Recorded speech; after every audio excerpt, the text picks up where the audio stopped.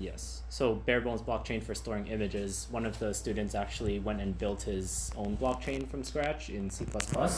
And instead of transactions, or the transactions, instead of containing data that is transferring value between two parties, it contained images. So now when you submit a transaction to his blockchain, it was pushing an image onto his blockchain, and every image that gets pushed or every update to a previous image gets recorded. And yes, another team did a payroll service as an Ethereum smart contract.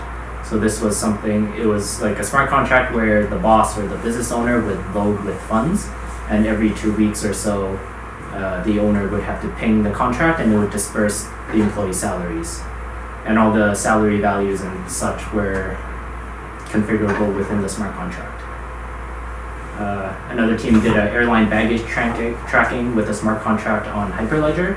So they did, I think they used Burrow. So they had a Solidity smart contract deployed on their own Hyperledger, their own Hyperledger blockchain running on one of their computers. And what they did was the end product of their idea was to have RFID tags on the luggage, and then the luggage would go through these scanners. The scanners would pick up the RFID tag, hash it, and push it onto the smart contract. For their proof of concept, they used like an Android phone with a QR code scanner, and then instead of having the entire RFID set up, they scanned a QR code which contained a hash, and they pushed that hash into their smart contract. And then they had this like front end that let them visualize where the baggage was last detected. So the idea was that they had these stations in every major airport, and as the baggage checked in and out of each airport, and then as luggage went in and out of airports, it would be recorded on chain, and then you could track this through their web app. Someone else did Canadian Tether. Does everyone know what Tether is? So Tether is, I think it's like a, what's it called?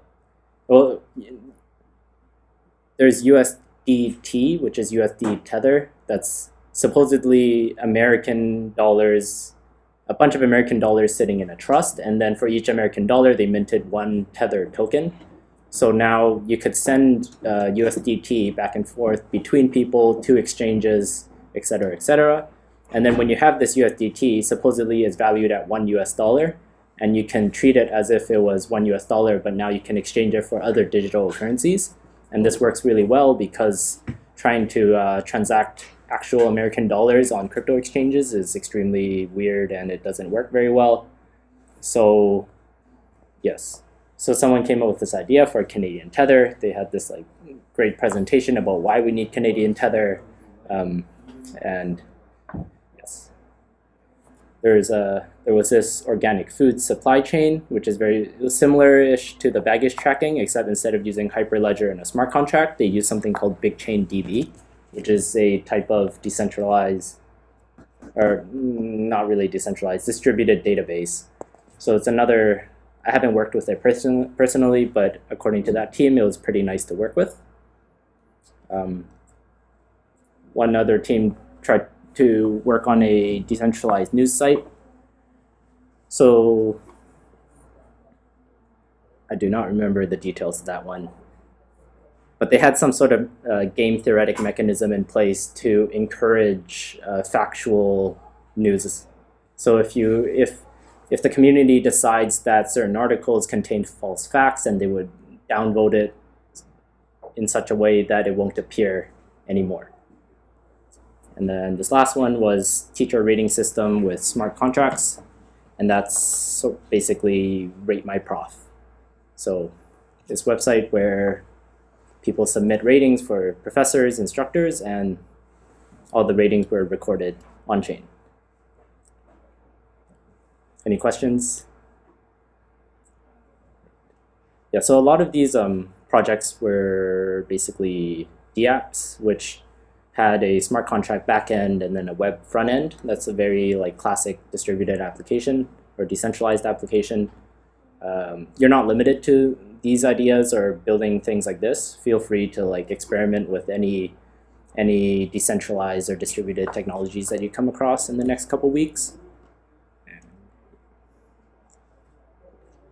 All right, so today we're going to talk about, there were supposed to be more points here. But we're basically going over Monero, Zcash, zkSNARKs, and then after the break we'll play with a toolbox called zkSNARKs, which is a command line tool that helps you generate proofs, generate circuits, and so forth. So why is privacy important? So privacy, by definition, is the state or condition of being free from being observed or disturbed by other people. And you can see from this graph that you get from Google that no one really used this term until the late 70s, and then right here in the early 2000s, we're at the peak of talking about privacy or using privacy in literature. So this is the perfect time to apply blockchain to this concept. So from a high level, what is a transaction, right? When a transaction is when you want to, in blockchains, transactions are when you want to send something of value between two parties. So at the very high level, transactions have three components, and that's the sender's identity, the receiver's identity, and then the amount transacted. In most blockchains right now, namely the large ones like Bitcoin and Ethereum, all three of these are like out in the open, and you can just kind of view it if you go to a block explorer like Etherscan or blockchain.info. For Bitcoin specifically, or not just Bitcoin, but pretty much any blockchain using the UTXO model, you actually don't have a sender. If you just look at a raw transaction and you don't have any knowledge of any other transactions in the system, you cannot tell who the sender is. And we'll go into more detail what that means next week. But in other blockchains like Ethereum, where they use an account model, they have a global state that's replicated amongst the nodes. Those transactions actually explicitly say who the senders are, who the receivers are, and what the amount of the transaction is. So why do we care about obfuscating these three attributes? So imagine the kind of holy grail of blockchain adoption or cryptocurrency adoption, where your local coffee shop starts taking Bitcoin. If your local coffee shop takes Bitcoin or Ethereum, then pretty much any transaction with the coffee shop is out in the open. And if you know the coffee shop's public key, you can go look at the coffee shop and you can see how much revenue they have, who's buying coffee, who's the coffee shop paying. And yes, so consider Alice sends the coffee shop 5 coffee coins, 5cc, at 8:30 a.m. And then Eve is another actor in this little transaction. So she's not actually participating in the transaction, she's just looking, right? And let's say that coffee shop was one of these around here. So Eve sits at one coffee shop and notices that Alice tends to come around 8:30 a.m. every day. And she, by watching all the transactions going into the coffee shop, she can tell that Alice's public key is probably 123. And then she looks at all the other coffee shops around the area, and she notices that 123 tends to go to either one of these coffee shops every single day at around 8:30 a.m. So then she can probably tell Alice probably works around here. Alice probably starts her job around 9 a.m., right? And that's like, so this is an individual transaction doesn't reveal much, but when you gather more and more information, you can start building like these ideas or building models that tell you things that you didn't want to expose in the beginning. So that's one of the reasons why privacy is important, for like safety reasons, and yes. So that's a very kind of personal, or not personal, but that's a very individual thing where, this was a very individual example where we're really concerned about Alice's safety, but really privacy is not just for the individual. You also want to protect the coffee shop, right? Because when you have two coffee shops close to each other, you could consider them competitors, and maybe one coffee shop doesn't want the other coffee shops to know where they're buying their beans, or how much they're paying for their beans, or how much they're marking up their lattes. So there's a bunch of competitive business knowledge that you want to protect, and that's another reason why you would want to keep your transactions private.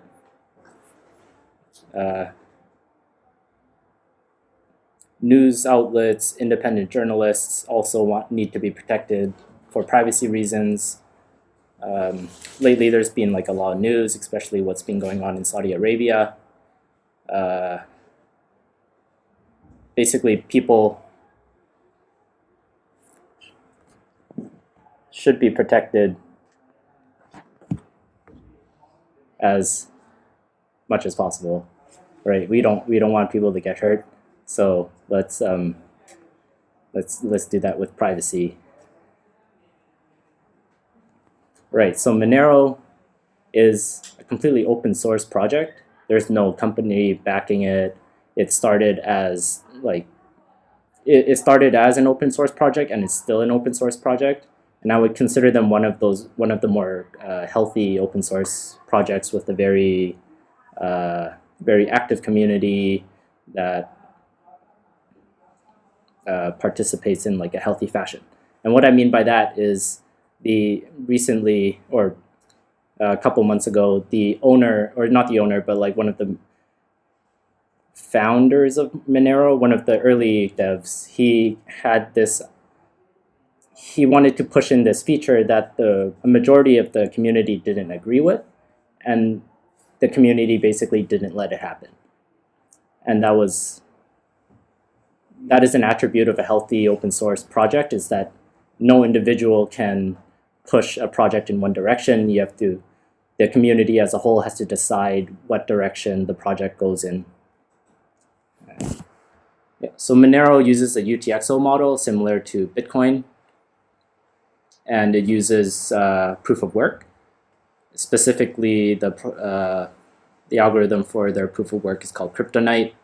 Kryptonite is supposed to be ASIC resistant, and how it achieves that is the protocol, or the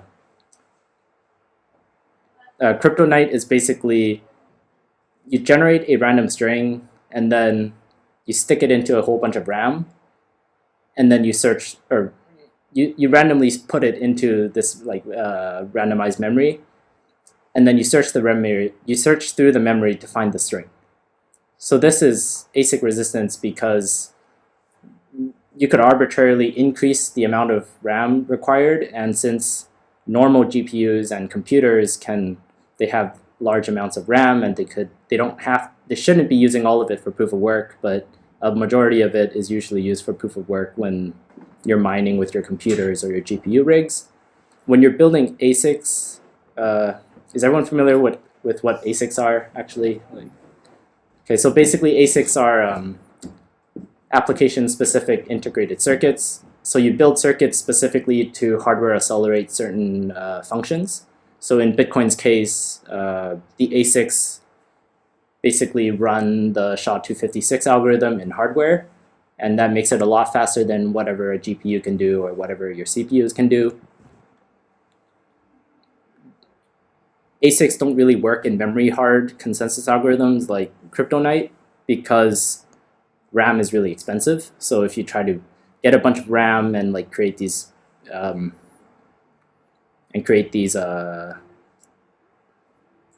chips that have a lot of RAM on them, it's basically way more expensive than anyone will pay for it. I think there was actually an ASIC Bitmain came out with a Kryptonite ASIC, and it costed like 2 or 3 times more than their Bitcoin ASIC. And yes. So Monero contains these 3 cryptographic primitives to protect the 3 attributes that we mentioned earlier. So to protect the sender's identities, Monero uses something called ring signatures. And to protect the receivers, they use something called stealth addresses. And then ring CT transactions are used to obfuscate the transaction amounts.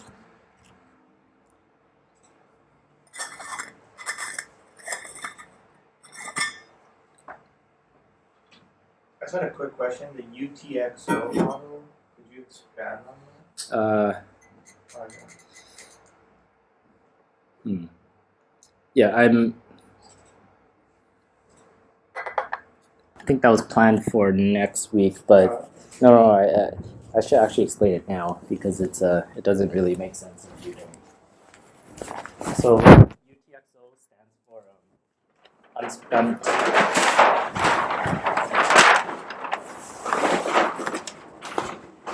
UTXO stands for unspent transaction outputs. So in Bitcoin's sense, you have a transaction, or in the UTXO model, you have transactions, and then transactions have inputs, and transactions have outputs. So these are 0,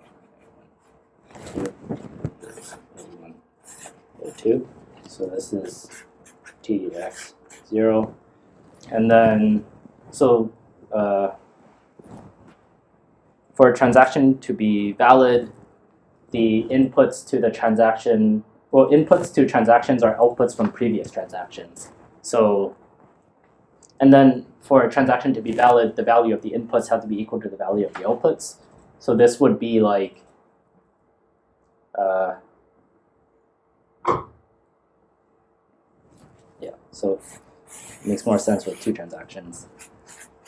Here's transaction 1, and then you have these outputs. And let's say, for simplicity's sake, I wanted to send $10 out. So I have one input valued at $5, another input valued at $1, and then this is valued at $10, and if I wanted to send $10, this would be, and then this would be, oops, this should probably not be 10, should be 9. Yeah, so unspent outputs are, so once an output becomes an input in another transaction, it's considered spent. And basically, when you open up your Bitcoin wallet and it says your balance is this, your Bitcoin wallet has scanned the blockchain and kept track of all the unspent outputs that your private key owns. So actually that's kind of glossing over a couple things. We'll go into more details what it means to own a transaction next week. And yeah, so basically, outputs are fungible, so you cannot, or they're non-fungible, so you cannot arbitrarily pay people. No, you cannot arbitrarily split up transaction outputs into arbitrary values. So if I had one transaction that's worth $5, or I have one unspent output worth $5, another one worth $1, and then another one worth $9. If I wanted to send $10 to someone, I have to bunch all of these together, send them, or put them as an input into one transaction, and then the output is 2 transactions, where one is $10 and the other one is change. So this actually ends up going back to my own private key, and then, or this ends up going back to me, and then this goes to the person I'm sending the money to. So when you go to like blockchain.info and you start looking at these like Bitcoin transactions, you'll see in every transaction there's a bunch of inputs and a bunch of outputs. And then, yeah, so UTXO is an unspent transaction output, and that's basically all of these guys. And when I go to spend this, it'll become an input into another transaction. And if I don't spend it, I'll just own it, and then I have $5. Make sense?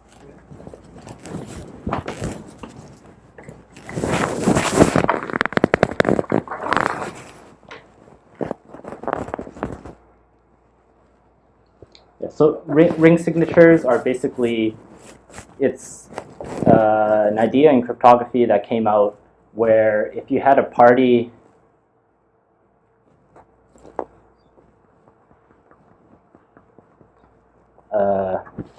you basically, you want to hide who signed a digital signature, but this group, you also need to know that this group belongs in this other group.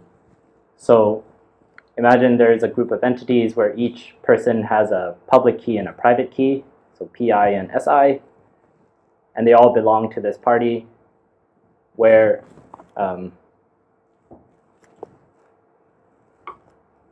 yes. And then you want to know that one person from this part, or one entity from this party signed the message M, but you don't want to know explicitly who did it, specifically who did it, to protect the identity of the person who signed off. And the algorithms, or the algorithm works in such a way that you know for sure that someone within this group signed it, but there is no way for you, or the probability of finding out who did it is the same as 1 over the number of people within the set. So that makes it pretty much impossible to figure out if the set is large enough. The classic example for using ring signatures would be like if the White House wanted to sign off on a bill, and this is a somewhat controversial bill, so you don't want to know specifically who signed off on it, but you just need to know that someone within the White House signed off. So that would be something that you would use a ring signature for. And in Monero's case, the set of signatures is every single private public key pair that's ever existed in Monero, which is an extremely large set. So you know that whoever signed off on a transaction is a valid Monero address, but you don't know which one. So yeah, ring signatures are used to mask the sender's address.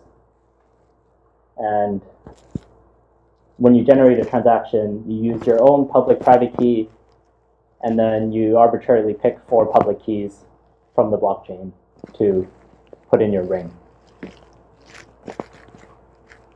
And then there's this thing called a key image, which is attached to the transaction to prevent double spending.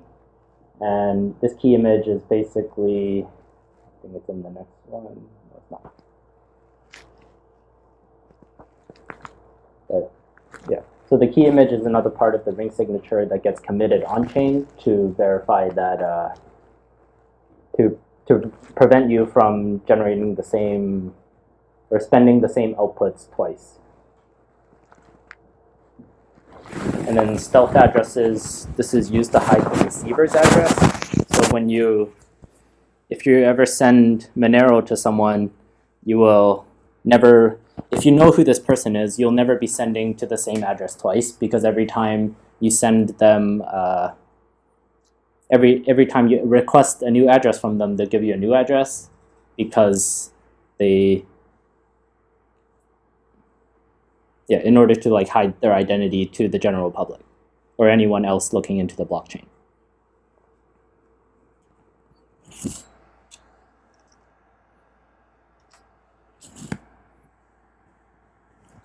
And then there is this idea, and then the actual values of the transactions are hidden by something called ring confidential transactions. It's basically, instead of attaching the value of your transaction or exposing the specific inputs and the value of those inputs in your transaction, you generate a commitment or a proof that you own these inputs and that the value of these inputs is greater than 0. And that the outputs generated is equal to the value of the inputs generated, which is required for a valid transaction. And if you follow any of the advancements lately, there's been a lot of talk on this thing called bulletproofs, and that's something that Monero adapted late last year. And basically what this does is it improves the range. It's an optimization of the range proof, part of the ring CT. And basically, instead of having the proofs grow linearly in size as the blockchain grows, it grows logarithmically. So it's not like it doesn't solve it completely, but it's like now you can continue to spend transactions without bloating all of the nodes for maybe like a couple more years. And yeah, so bulletproofs are kind of like a zero knowledge proof, but they don't require this thing called a trusted setup, which we'll go into later, like zkSNARKs.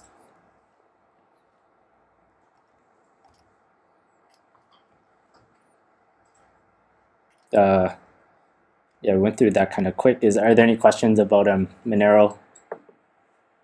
Their site has a bunch of like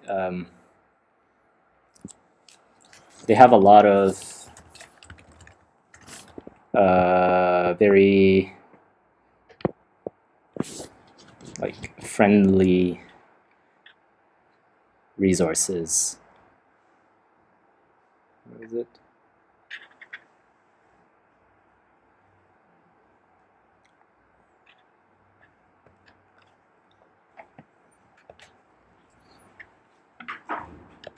Yeah, they revamped their site last year, so like everything actually looks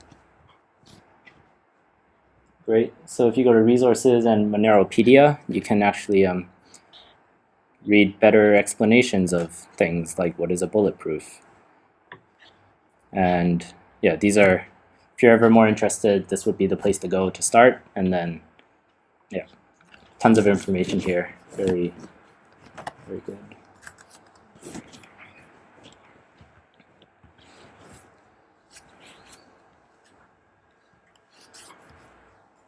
Yeah, so has anyone seen this before? So this is called Alibaba's Cave. It's kind of like the classic explanation of what a zero knowledge proof is.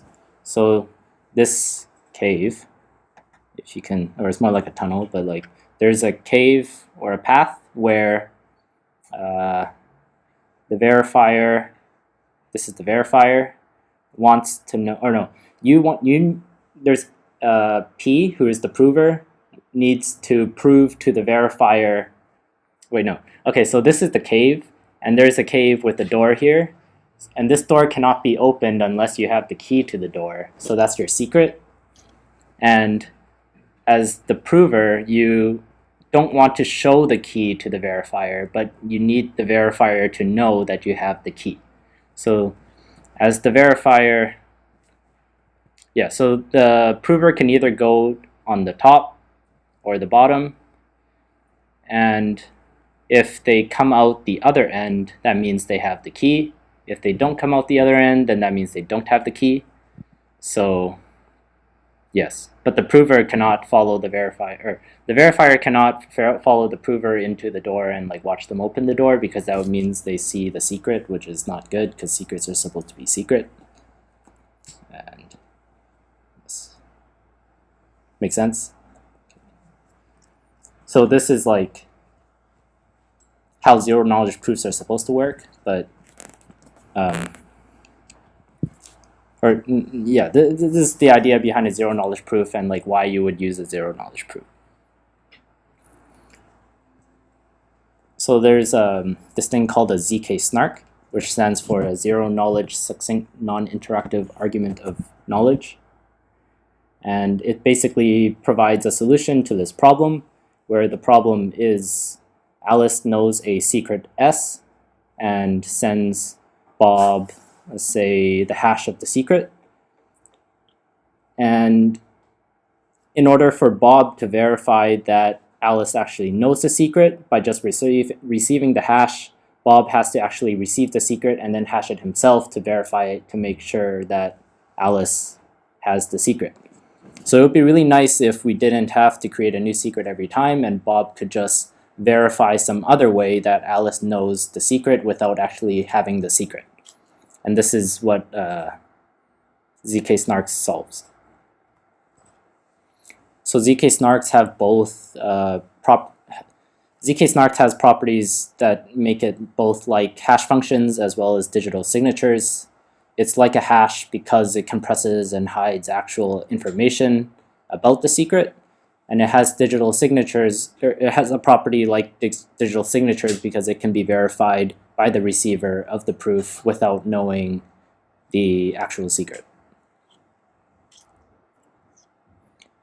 So the definition of a zkSNARK actually fits within a tweet, and yeah, which is great because so there's this thing called a generator G, which takes in an arithmetic circuit C and a lambda secret value. And then when you run the generator with the lambda and the circuit, it returns PK and VK, which is the proving key and the verifier key. And then you have this other algorithm called the prover, which takes in a public input, a secret witness value, and then generates a proof. And then this verifier checks that, and then this verifying algorithm checks with the verifying key against the proof and the input and makes sure that it matches the output of the arithmetic circuit. That's kind of loaded, so we'll break it down. Yes, so this is the generator, call it G. It takes in lambda. Lambda is this secret value that you're supposed to generate to use in the generator to generate the proving key and the verifying key. And then you're supposed to destroy lambda afterwards because of how zkSNARKs works. If you leak lambda, then if you have lambda, then you can generate any proof such that when the verifier goes to verify the proof, it would be valid. And that would be bad, because if you're trying to prove things like, can I send you $1 million? And you don't actually know it's $1 million, and you don't know it's coming from me, and you don't know anything else, and all you're doing is checking the proof. If that proof is valid, then I could pretty much just like spend arbitrarily amounts of money, which would be really bad because we're not supposed to do that. Yeah, and then the C is a program or an arithmetic circuit, which is basically a description of the problem you're trying to prove. And we'll actually create one of these later using Socrates. And so this would be something like if you wanted to verify that you know the pre-image of a hash function. So that would be like the problem we talked about earlier, where I want to send you the hash of a secret, but I don't want to send you the secret so that you can verify it by hashing it yourself. I would implement the hash function as a circuit and then use that circuit in the generator to generate these proving keys and verifying keys.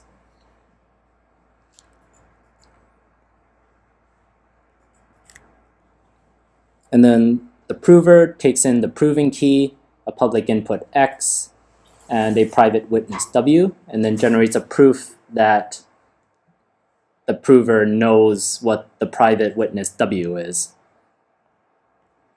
And then the last algorithm is the verifying algorithm. This is actually stored on a smart contract, and it has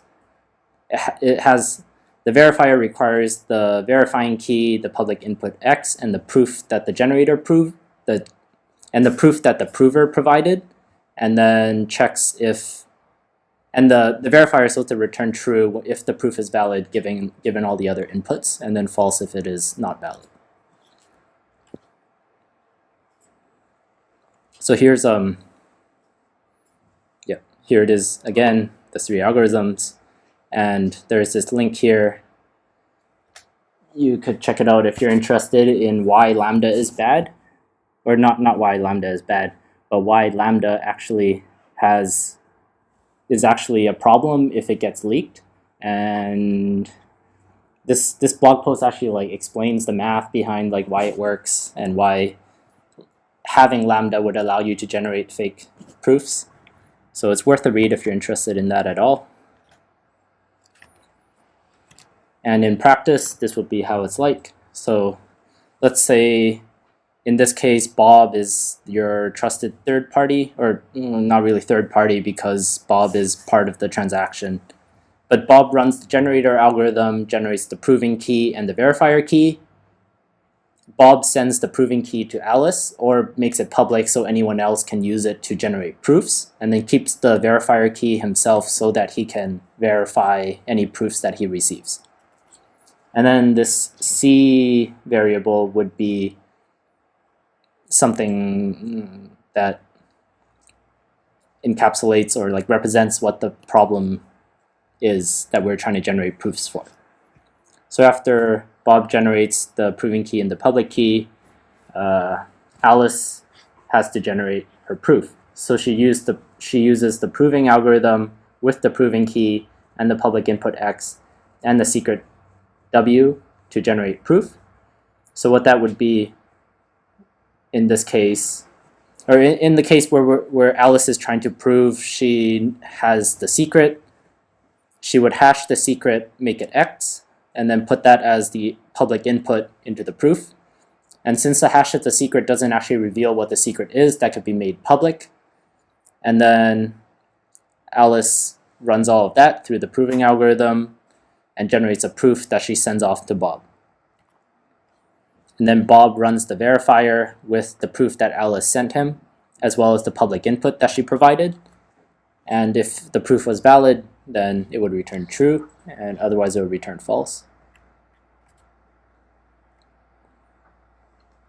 Are there any questions about this? Great. So let's watch this video. So Zcash is similar to Monero in the sense that they are also trying to provide private transactions on a blockchain, and Zcash uses zkSNARKs.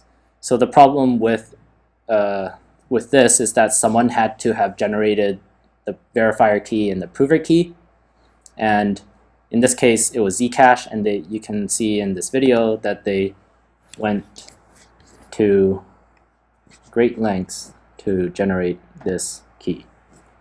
Built on Bitcoin's codebase that is dedicated to protecting your privacy. It is the first digital currency to combine the immutability of the blockchain with advanced cryptographic techniques to provide secure and completely confidential transactions. This technology is designed for everyone who's interested in exercising their right to privacy. To initialize the Zcash network, a team of veteran computer scientists and engineers used a number of techniques designed to work together to create what we believe was the most remarkable and sophisticated cryptographic ceremony that has ever been executed. This protocol was basically equivalent to generating a public-private key pair, except the key pair was created in pieces.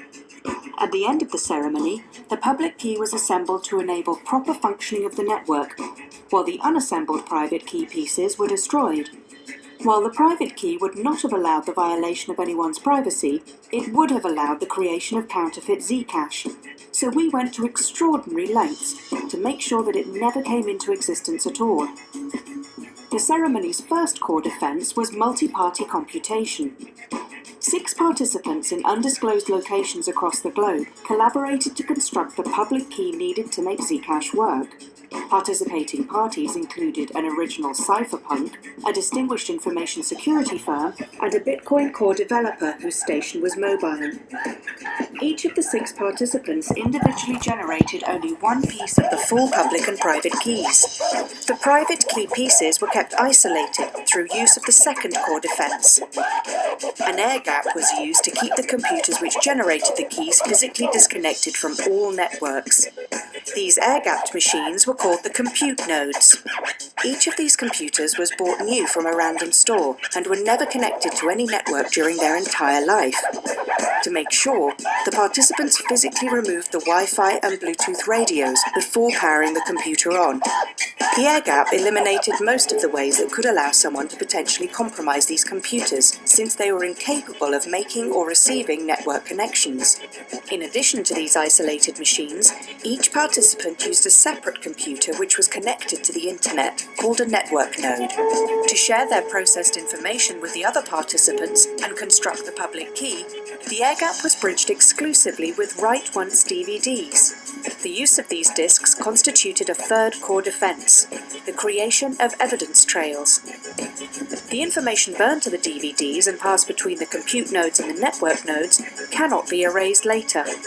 This way, even if someone were able to somehow get maliciously crafted data onto the disks, they would provide an enduring evidence trail of exactly what messages were passed.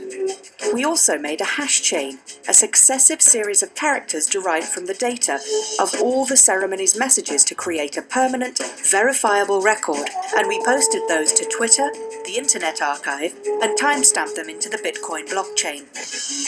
In addition to the three core defenses, the participants used a custom-built security-hardened version of Linux, which is now available for public review, along with the software used in the ceremony. Further, several stations documented with photo, video, or audio recordings, and one station invited an independent journalist. When the ceremony was complete, each participant was tasked to destroy any trace of their private key piece. Several creative, or should we say destructive, methods were employed. Zcash is the first protocol of its kind. It is the product of years of scientific research, advanced engineering, and diligent security work. It is designed to provide the privacy critical to freedom in an era of mass surveillance. In fact, we believe it's possible that Zcash may be for economic collaboration what the internet has been for communication. Learn more about Zcash online at z.cash and join us in this exciting time. Very exciting. Yeah, I find it kind of weird that like they published the OS after they did the ceremony, because like what if someone found a bug or like a vulnerability in the OS? Like, are they gonna do it again? But yeah, so Zcash is pretty cool. And yeah, after the Metropolis upgrade, zkSNARKs are theoretically possible on Ethereum. Well, there are some pretty cool projects using zkSNARKs on Ethereum now, and if you're interested in like what it took to bring, well, you could actually do the zkSNARK stuff on Ethereum before, but it would take a lot of extra gas, and then basically this EIP proposed a new opcode in the EVM that allowed you to do zkSNARK stuff with less gas. Yeah, so if you were to do something on a public blockchain like Ethereum, the generator step happens off-chain, and then the proving key is made public, and then the verifier key would be stored in a contract on-chain. And then the proof creation is also done off-chain. That would be done by the clients or by anyone who needs to prove anything. And then the verifying step happens on-chain. So this means, yeah, so this actually... Yeah, so what that would look like, say you wanted to create an ERC20 token, or it wouldn't be ERC20 because it's not an ERC20, but if you want to create a token on top of Ethereum that used zkSNARKs to obfuscate transaction balances,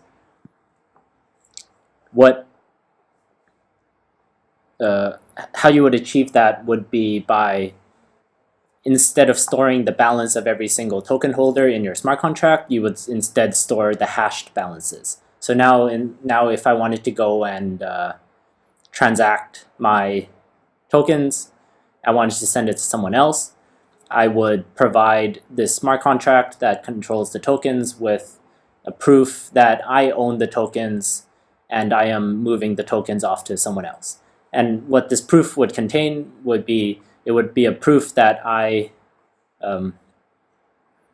know my current balance, and because the hashed balance is stored on chain, I would provide my actual balance is obfuscated. So you could think about this as like my actual account balance would be the secret S that Alice had, and then the hash of the secret is stored on the smart contract.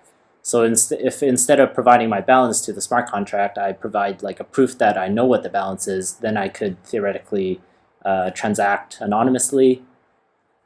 Well, actually, this is not anonymous anymore because every interaction with the smart contract is stored on the Ethereum blockchain. But the actual value of these transactions would be obfuscated and hidden away.